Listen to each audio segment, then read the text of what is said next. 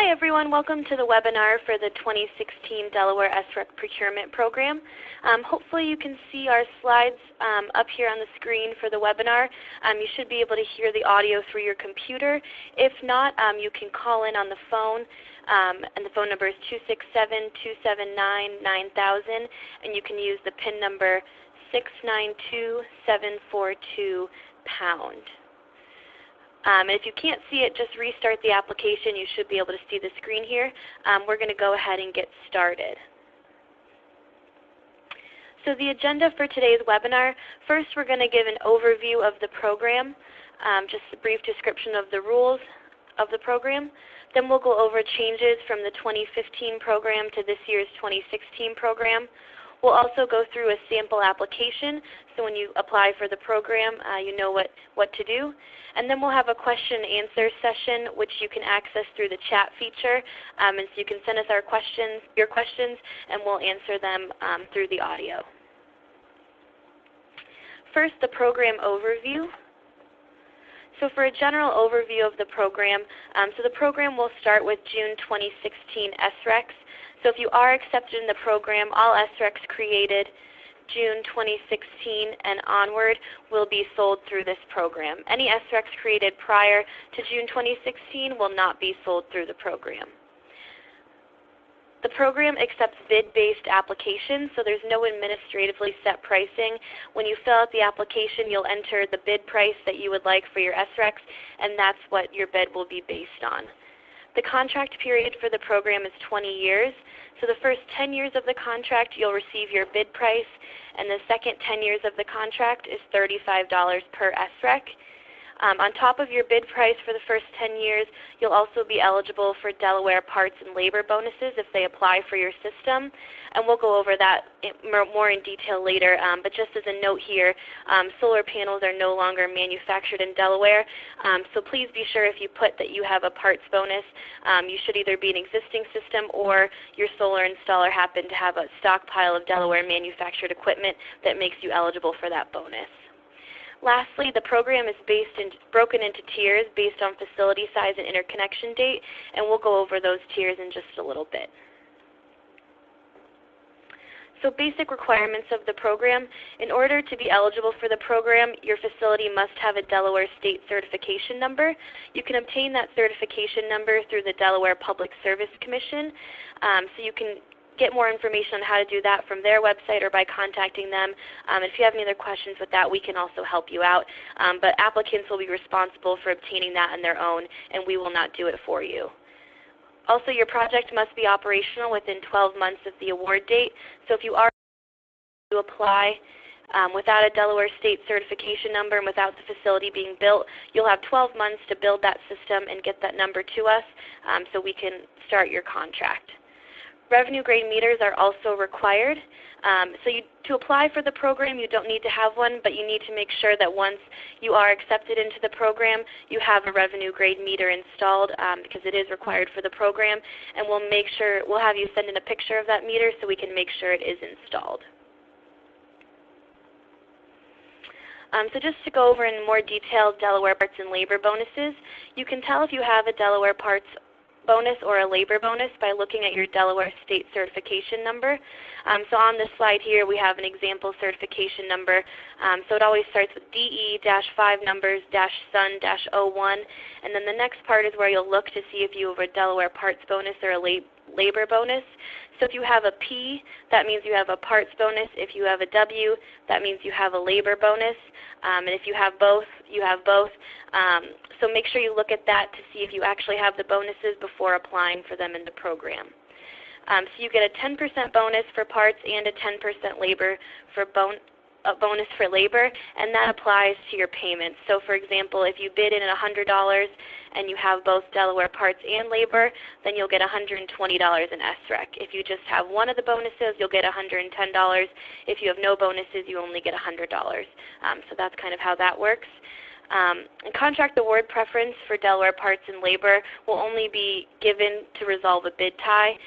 So just for an example, if someone with Delaware parts and labor bids $101, but someone with only labor bids $100, that person with only labor will still win with the $100 bid because it's lower than the other bid. So you'll only get preference for having both if there is a tie scenario, which we'll go over in a little bit as well. So any system that doesn't yet have a Delaware State certification number is required to make a bid deposit at the time you submit your application. So that bid deposit is $100 per kilowatts, and we round that using standard rounding rules. So for example, if you have a 4.2 kilowatt system, you'll only need to give us $400 for the bid deposit instead of $500. So that will be required to be submitted before the end of the solicitation window. So before 5 p.m. on June 10th, you'll need to have that bid deposit into us. If your application is not successful, your bid deposit will be returned immediately. Your bid deposit will also be returned once you provide us with your Delaware State certification number, if you do win a spot in the auction. If you win a spot in the auction and don't follow through with your system, then your bid deposit will be forfeited, so just keep that in mind. So for performance credit support, this slide only applies to projects that are greater than 500 kilowatts. So if your system's less than that, you don't need to worry about this part.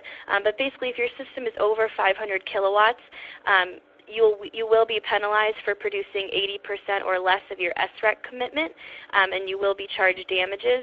So you can deliver your performance credit support to the SEU by cash, letter of credit, or other forms of collateral acceptable to SEU. So if you do fall in this category and you win a spot in the auction, feel free to contact us and we can help you out more with this. So this slide breaks down the tiers. So there's two main categories, new systems and existing systems. A new system is considered a project interconnected on or after April 13th, 2015. And an existing system is a project interconnected before April 13th, 2015. Within the new category, there's three tiers, N1, N2, and N3. An N1 system, as you can see, is any system between 0 and 25 kilowatts. N2 is between 26 and 200 kilowatts, and N3 is between 201 and 2,000 kilowatts. For existing system, there's only two tiers, E1 and E2. So E1 is any system between 0 and 26 kilowatts, and then E2 is anything above 26 kilowatts up to 2,000 kilowatts. And then just like last year, there's a pooled tier for N1, E1, and E2 of 4,400 SRECs will be awarded in that pool. And then for N2 and N3, there's 2,300 SRECs in each tier.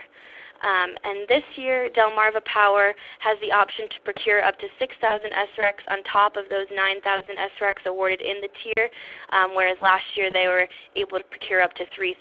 So that's a change this year. They can procure up to 6,000 extra SRECs, and those will be taken regardless of tier with the least expensive SRECs from each tier if they choose to take those. So the timeline for the auction this year, the window will open on May 31st. It'll be open for about 2 weeks and close on June 10th, and then we'll announce the results on June 15th. If you are a winning applicant on June 15th, we'll send you an email with more instructions on how to manage your contract and the different paperwork we will need you to fill out. If you are not accepted into the program, we'll also send you an email notifying you of that, and if you submitted a bid deposit, we'll return that to you. So just to go further into that timeline, June 10th again is the last day to submit applications. Once the bid window closes, the computer will sort the lowest price bids in each tier or in the combined tier. And within the capacity of each tier, the lowest price bids will be awarded contracts. Also at this time, Delmarva will decide if they want to procure the extra 6,000 SRECs. And then once that has been decided, like I said, the results will be announced on June 15th. So just to go over the tie scenario, and the tie scenario is the event in which multiple bids at the same price oversubscribe a tier. So if a tier is filling up to capacity and the remaining bids are all the exact same price. There'll be a tie scenario, so just a hint at this we like to give is that you are allowed to bid in dollar and cents. So say the breaking point of a tier is $100. If you would have bid $99.99, there wouldn't be that tie scenario.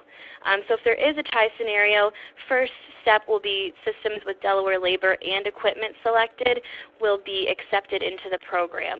If a tie still remains once those have been selected, the winner will be determined by lottery among Delaware labor and equipment systems only. If after all those systems are selected, capacity still remains, the remaining projects will be given 5 days to submit a revised bid, and winners will be selected by the lowest price revised bid.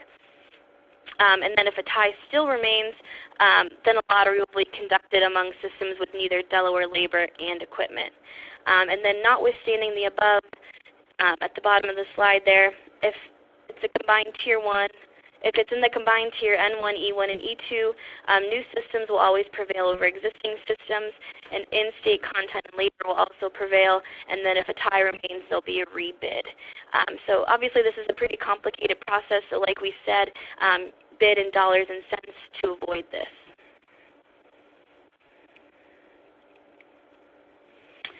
So this slide shows the unique situation where you could have multiple facilities under one contract.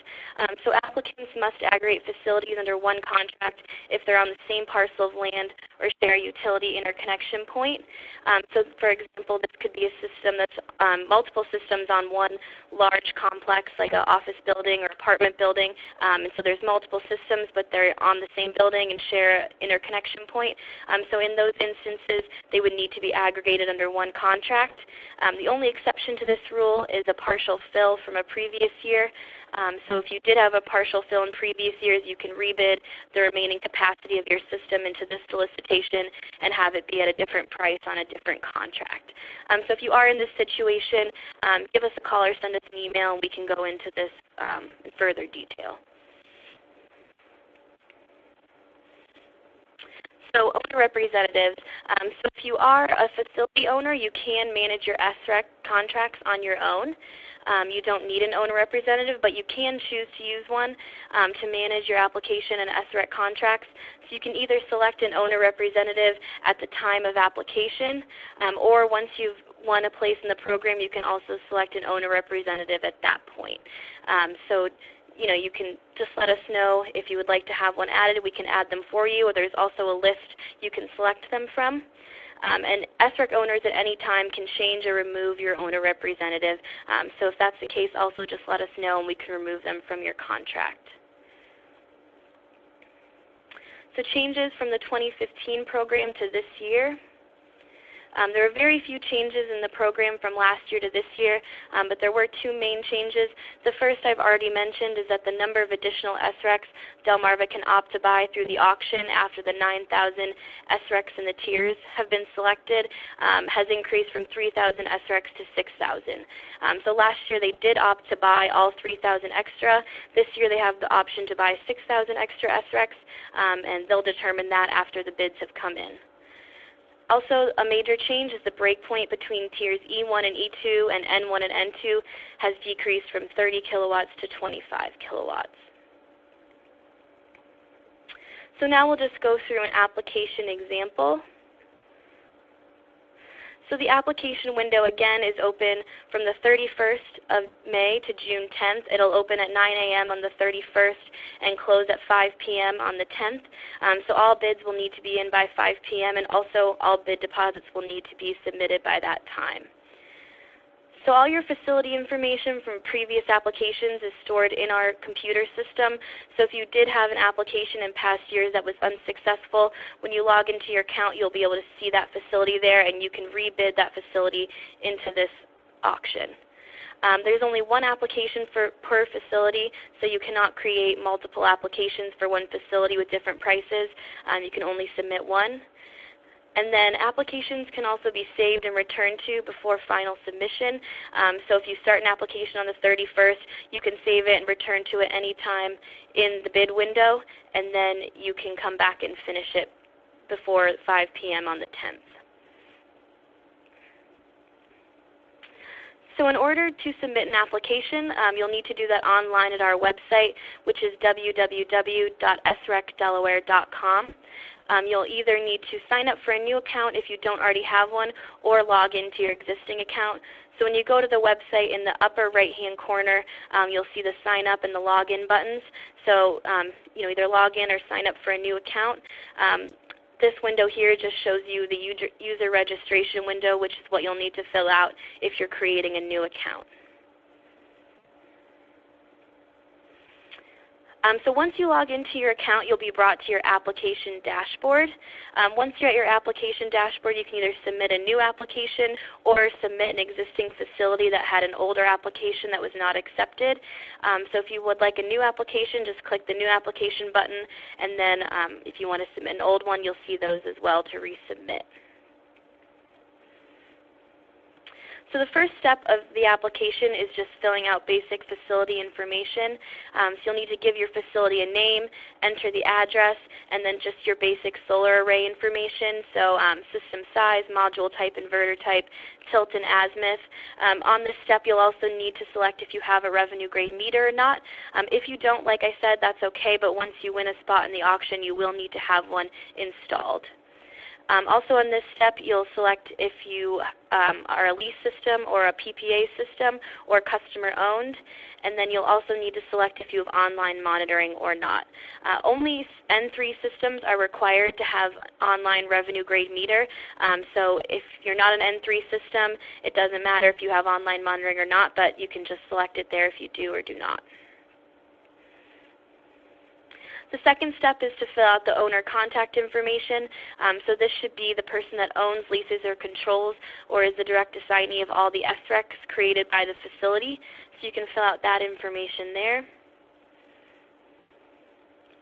The third step is to select an owner representative if you would like. So you can just choose the button, I'll manage my own facility, skip this step if you don't want an owner representative. We also have a list of owner representatives you can select one from, or you can enter one manually. And like we said, an owner representative can be removed at any time, or you can also select one later on once you've been accepted into the program. So step 4 is where you'll enter your bid price. So the first step on this screen will be to select your tier. So that'll actually already be selected for you based on information you filled out in previous steps. So that will already be selected there. Then you can enter the price you would like to bid. So this is the price you would like to receive for the first 10 years of the contract for your SRECs. And like we said before, you can bid in any number in dollar and cents. The lowest price bids will win, and you compete within your tier. So just keep that in mind. Then you'll select your SREC commitment. So total first-year energy output will already be filled in for you based on information you've entered in previous steps. And then we'll also have a suggested SREC commitment to the solicitation based on your output. But you can change that number if you know in the past how much your system has created, and if you think it differs from that SREC commitment we have filled in. And just to add to that, projects greater than 500 kilowatts will have to pay damages for creating less than 80% of your commitment. So keep that in mind when you're entering the number there. And also you will be paid for up to 110% of your commitment. So say your commitment is 10 SRECs, you'll receive payment for an extra 10%, so for 11 SRECs each year for the contract. So also on step 4, you'll select if you have a parts bonus or a labor bonus. So here's more examples of what your Delaware State Certification number will look like if you do have bonuses. So please make sure to look at that before you select bonuses. If you do select the incorrect bonuses, your contract is subject to cancellation. So please be very careful when filling out that part of the application. Step 5 is to submit your bid deposit if it's required. Like we've said before, bid deposits are required for applications lacking a Delaware State Certification number, and the bid deposit will be equal to $100 per kilowatt with the standard rounding rules. So these will be returned if your application is not successful or once your facility obtains a Delaware State Certification number. You can submit your bid deposit by credit card, electronic wire, ACH payment, or letter of credit. If you're submitting it by credit card, it'll just be, you'll just put in your credit card information and we will charge the card for the bid deposit.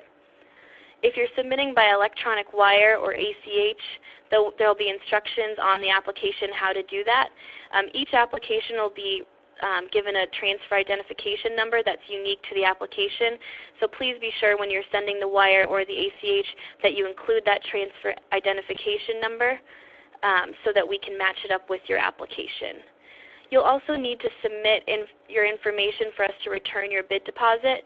So all bid deposits will be returned by ACH payment. So we'll need you to fill out just basic bank information, bank name, account name, routing number, account number, and then if it's a checking account or a savings account, so we can return your bid deposit to you. So once all 5 steps have been completed, you'll be taken to the last screen, which is just a terms and conditions section, which you'll need to type your name in the box at the bottom to sign it, then click Save and Submit. Once you've submitted, you'll know it was successful. You'll get this congratulations screen that'll let you know that your bid has been successfully submitted. Once you're there, you can click the Go to My Dashboard button, which will bring you to your dashboard and show you all the applications you've submitted for the 2016 program. So you'll be able to see the status of your bid application, and then we also review every application just to make sure it's complete and accurate. So you'll also see the status of that if we've reviewed it or completed the review. Lastly, just information on how this program relates to the Joint Green Energy Program. So if you have received a grant through the Green Energy Fund program, you still are eligible for the SRECDelaware Procurement Program.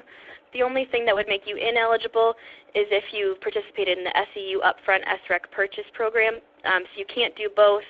And we will be checking to make sure you're not double applying.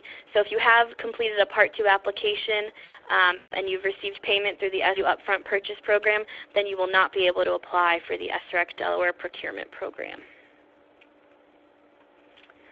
So now we're going to turn it over to questions and answers. So if you have any questions, just type them in the chat box, and then we will answer the questions. And this is Kevin Quilliam here. Down the list. I'm going to skip the first one because it's a little complicated, and I'll get back to it, so don't worry about that. So the first question we'll go over is, the last 10 years the price is set at $35. Do you get the bonus for parts or labor on top of the $35? And the answer to that is yes. So if you had Delaware labor, then you get an additional $3.50 on your last 10 years. The next question is, if the system has not been built yet, how do you demonstrate Delaware labor? So in that case, you're indicating what you plan to build the system at, and you're essentially promising that you'll build the system with Delaware labor. And when you give us your cert number at the end of the process, and when you finished your system, we will make sure that that matches what you initially bid. So if you bid labor and your cert comes back and it doesn't show Delaware labor, then your contract would be subject to cancellation, or we'd work with you essentially to try and figure out what we could do to get that certification on your system. So if you bid Delaware labor, then you need to build it with Delaware labor, and that's what you've contractually agreed to. So it gets checked when we do the final check after you've built the system, which can be any time during the year following the solicitation. The next question is, when you do the credit card payment, do you get the 2% convenience fee back? And the answer to that is no. We get charged that. And we don't get it back, so we can't return it to you either. So that's just an expense that you would incur if you use the credit card. The next question is if a surety bond or a bid bond is acceptable, and the answer is yes, those are acceptable.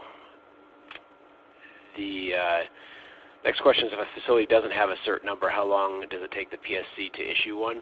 I'm not certain what the timing is on that. That's an independent process from us that's handled solely by the PSC. I believe that it's relatively quick, certainly within the 30 days, but that's just talking to people who've had that done, and obviously depending how many applications they have and how busy they are, that can vary. So I'd recommend that you call the PSC for a solid answer to that question.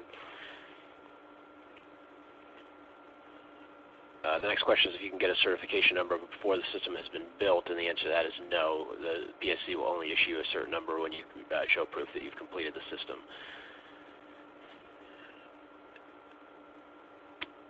The next is So someone gave a good answer. One of the installers gave a good answer that it's about 4 weeks on average to get your cert number. So thanks for that. Someone else asked, do they assume that they have a cert number if their system's almost 8 years old? Unfortunately, I wouldn't be able to answer that for you. Someone would have had to affirmatively take action to complete the paperwork with the PSC to do that. Many installers do that, but it doesn't always happen, and so you'd need to check with the PSC. Again, I would recommend that you give them a call or an email. They are part of this process. They were part of the stakeholder process. They are very well aware that it's going on, that they actually approved the solicitation. So if you call them and tell them what your situation is, they're super helpful, and they will get an answer for you on whether you have a certification or what you need with your certification. So certainly encourage you to call them with any PSC questions that you have. The next question is, if you win a contract, will you be able to enter your meter readings in the SRECDelaware program by July 1st of 2016? So as soon as if you have a completed system, as soon as you sign the transfer agreement, which is the contract, and provide us all the information we need to register your system, you can enter meter readings. We're a little bit at the mercy of PJM GATS, which is the tracking entity that does the actual creation of the SRECs. But assuming that you get all your stuff into us and GATS gets a quick turnaround, then yes, you would be able to enter your meter reading in on July 1st, and obviously that would be the time at which your June SRECs would be created. So going back to the first question, which was a little more complicated, it was about owner representatives and whether owner representatives, whether we hold if there's a contract between the owner representative and the solar panel owner, are we going to basically enforce that bilateral contract between the owner representative and the owner? If for example, an owner signed a 20-year contract with the owner representative to be their representative? And the answer to that is no. The owner representative program was really developed just to provide a way for the more sophisticated and experienced solar installers and aggregators to assist those who are just not as familiar with solar and in setting up their application and their bid. And that was the only intention of it all along. And so we're not in the business of bilateral contract enforcement with that. It's really for the purpose of aiding the solar installee rather than the installer. And it's just not something that we're able to do to enforce that contract. So we will, if someone provides us a request as the SREC owner to transfer to a new owner representative or to drop the owner representative, we will do that. I would say that you're bidding as the SREC owner, so if you indeed are the SREC owner, then you could be the person who put the bid in. So that may be one way around that particular situation, is to obtain actual ownership of the SRECs for 20 years and then put the bid in as the owner, the SREC owner, rather than under the name of the person who happens to have the panels on their home.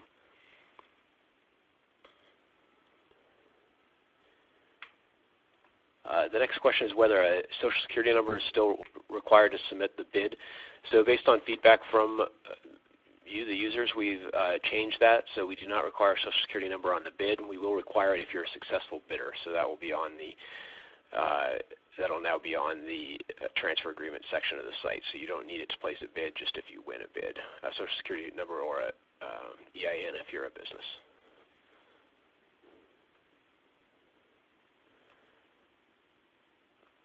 The next question is, if a system overperforms, what are the options for extra SRECs? So we purchase up to 10%. The SEU has the option to purchase up to 10% of the additional SRECs that are created. Up until now, they have always exercised that option, so they've purchased those extra SRECs. The remaining SRECs will be reflected in your account. There's a section on the dashboard where you can see what extra SRECs you have. That would also apply to SRECs that you might have created before your contract came into effect. And those are there and available to you, and you can sell them through an outside broker, and when you let us know that you sold them, we'll transfer them to the appropriate GATS account. Alternately, PEPCO, who's the ultimate buyer of these SRECs, occasionally runs a spot auction. They did not do it last year, but in the previous years they did run a spot auction a month or two after the regular procurement. They've not indicated whether they're going to do that this year or not, but if they do, that's run through the same SRECDelaware.com site, and it's a super simple system for you. You just go on and put a little check box next to the extra SRECs that you have. The system already knows you have them, and you put your bid price in, and Delmarva Pepco can purchase those in that auction. So you may want to wait until that auction happens, and then if it does, you can sell them there. And there's a list of SREC brokers on our site that you can reference if you are interested in selling them elsewhere. We don't actually do anything with that except for transfer the SRECs when you tell us that you'd like us to transfer them to the person you'd like to transfer them to. And the last question is, if you're over 500 kilowatts, what is the fee that you're charged for underperformance? And I actually don't recall the exact verbiage of that. It's in the transfer agreement, and I will get that to you. The person who asked that question, I'll get you the answer, and we'll post that on the FAQ as well, so everyone sees that. But I don't want to give you an incorrect answer off the top of my head on exactly what that is. I think it's something pretty complicated, like the difference between the alternate compliance payment or the price that was paid by the SEU to obtain those short SRECs, whichever is lower, and so that number isn't a sure number. But again, I'll double check on that to make sure. And the question was just to confirm that the numbers won't be needed until after the application. That is correct. They aren't needed. It might have been that we took the screenshots before we made that change on our platform. So if that's the reason why you're asking the question, then it's definitely something that's been done now, and it could just be that the webinar was a day before we made that change. But we will not be requiring those, so you won't need those to place your bid. You definitely will need them though at the next step, which would be immediately after we announce the winners.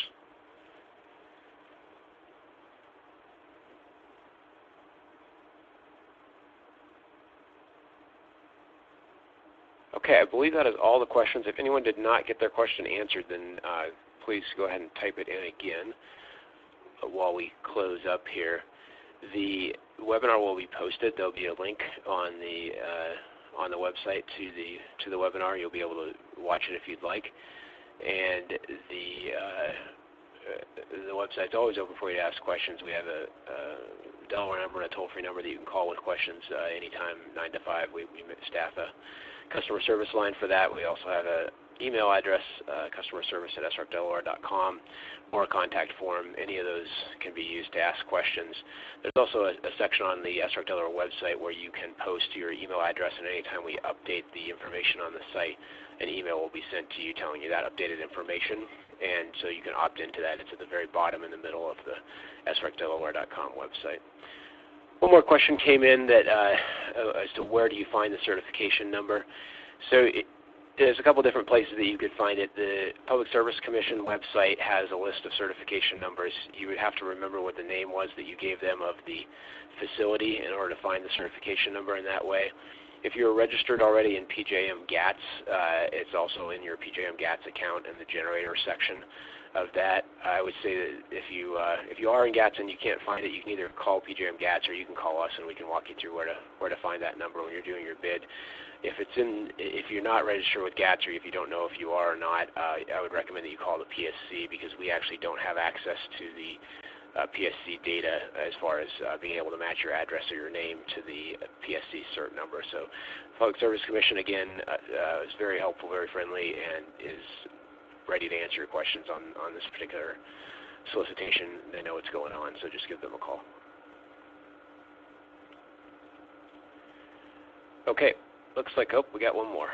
The last question is, who maintains control of the GATS account after winning a bid? So this is actually an important question. All of the facilities that are in the solicitation are held in the SEU's GATS account. So you will need to do what's called a Schedule A in GATS, which transfers that system from whatever aggregate it's in, or its own account, if it's in its own account, to the SREC Delaware GATS account. And they'll remain in that SREC Delaware GATS account through the entire 20-year contract. So that's important for a couple of reasons. One, when you do the transfer, obviously we'll give you a Schedule A to fill out and show you how to do it, so that's not a big deal. The other important piece, though, is that if you had an account that just had one facility in it, in GATS, and you moved that facility from that account to the SREC Delaware aggregate, there's now no more facilities in that account, and GATS does not allow you to have a empty account like that with SREC. So if you had some SRECs that were existing that were not part of the contract, you would need to do something with those SRECs at that time. If you'd like, you can simply move them over, transfer them over to the SREC Delaware aggregate account, and we can help you do that over the phone, and then they'll show up in that extra SRECs section of the website that we talked about earlier, and they'll be there. We will hold them as long as you want us to, as just part of the program. But you can also transfer them to another aggregator, or you can sell them in some way. So it's up to you what you'd like to do. But just keep in mind when you transfer that GATS will be letting you know shortly after you transfer the facility out that you need to determine what you're going to do with those SRECs.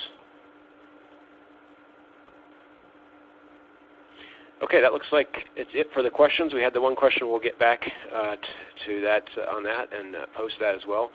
And again, we'll let you know on the website as soon as we posted the webinar to the web. Thanks everyone for coming. We had a big turnout today, and look forward to your bids in the auction. All right. So that was Stacy. Yeah.